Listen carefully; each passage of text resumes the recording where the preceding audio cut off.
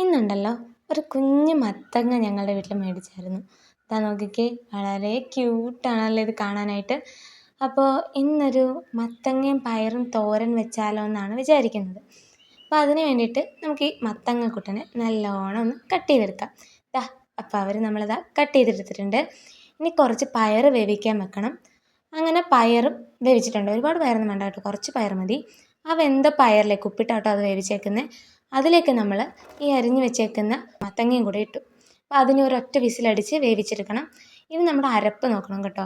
അരപ്പിന് നമ്മൾ ഒരു പകുതി തേങ്ങ ചിരണ്ടിയതെടുത്തിട്ടുണ്ട്. അതിലേക്ക് കുറച്ച് ജീരകം ഇട്ടിട്ടുണ്ട്. പിന്നെ കുറച്ച് ചെറിയ വെളുത്തുള്ളി, ചുവന്നുള്ളി, ഒരു 3 പച്ചമുളക്, കുറച്ച് വേപ്പില, പിന്നെ ആവശ്യത്തിന് മഞ്ഞൾപ്പൊടി ഇടണം, ഒരു തുള്ളി മുളക് പൊടി ഇടണം. അപ്പോൾ ഈ ഒരു പരുവത്തിൽ നമ്മളൊന്ന് ഒതുക്കിയെടുക്കുന്നത്, നല്ലോണം അരച്ചെടുക്കില്ല, ഒന്ന് ഒതുക്കിയെടുത്തേക്കുന്നത്.